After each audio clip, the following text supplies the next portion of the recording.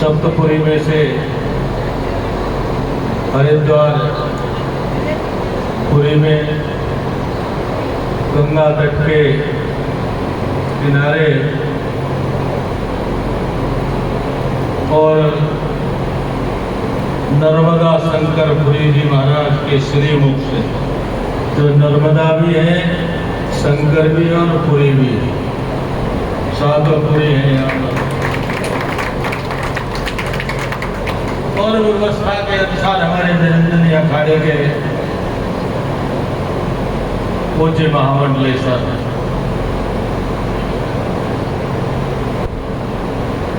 सांसारिक व्यवस्था की दृष्टि से इसके बाद आध्यात्मिक जगत में या जगत गुरु हो शंकराचार्य होते हैं, आचार्य महामंडलेश्वर होते हैं। परम सौभाग्यशाली मैंने आपको कुछ कारण से कहा। एक कारण तो यही है कि आप तीर्थ पर कथा श्रवण कर रहे हैं। दूसरा, व्यास भगवान ने पुराण लिखे, भागवत पुराण की रचना की, लेकिन कथा बोलने का साहस न कर सके। तो उनसे कहा कि आप ब्रह्मज्ञानी हैं और आप कथा स्वयं क्यों नहीं बोलते? तो उन्होंने कहा कि मैं इसका अधिकारी नहीं हूं, और अधिकारी तो केवल स्वयं शंकर स्वरूप ही कोई हो सकता है। जो शंकर स्वरूप विरक्त हो, ऐसा ही अधिकारी हो सकता है।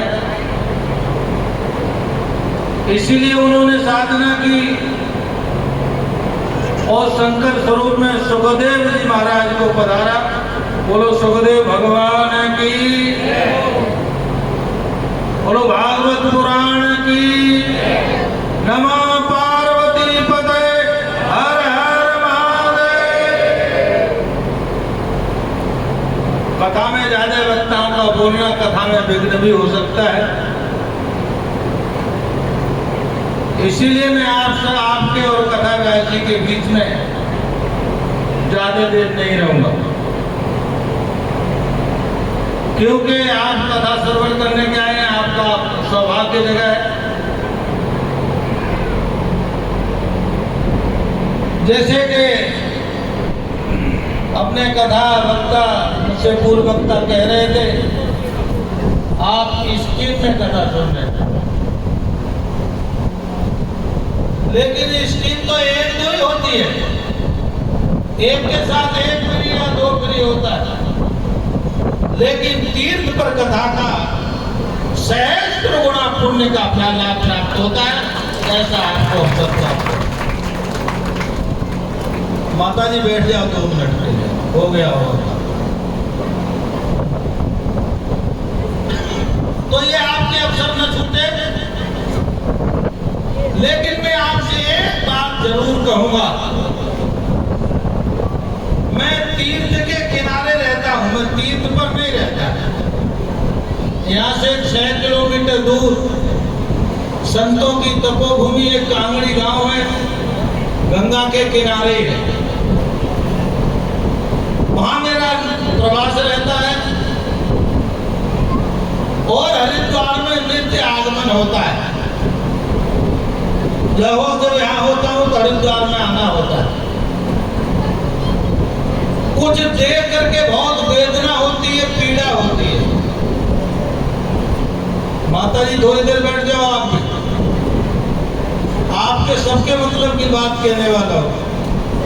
विद्वान तो है मंच में एक से एक बैठे, तो मैं विद्वता की बात तो नहीं करने वाला। आपने शायद सुनी भी होगी कथा, मैं केवल आपको स्मरण करा रहा।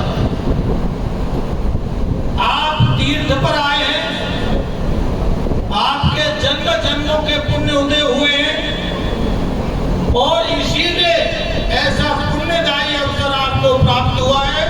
मैं भगवान से प्रार्थना करूंगा ऐसा अवसर आपको बार बार मिलता है, आप इससे बार बार भागीदार बनें। लेकिन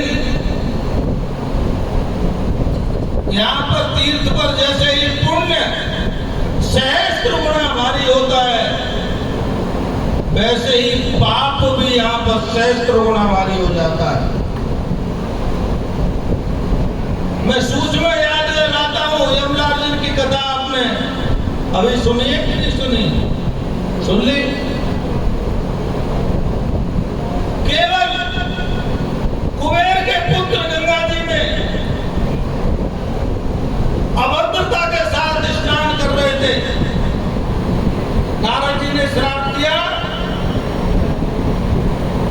तो उनको एक नहीं हजारों वर्ष के लिए यमलार्जुन बन करके भगवान कृष्ण का इंतजार करना पड़ा, एक छोटी सी त्रुटि के कारण, छोटे से अपराध के कारण। हम केवल पुण्य करें तो बहुत अच्छा, आप अधिक से अधिक ध्यान दें, अधिक से अधिक ध्यान से कथा सुने, अधिक से अधिक सेवा करें, ये और अच्छा है।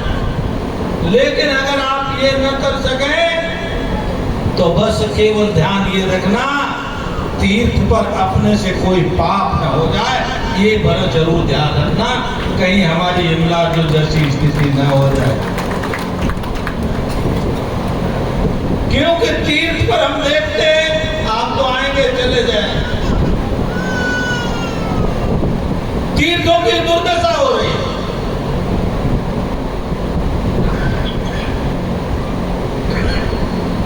तीर्थों पर गंगा माता की दुर्दशा होती है।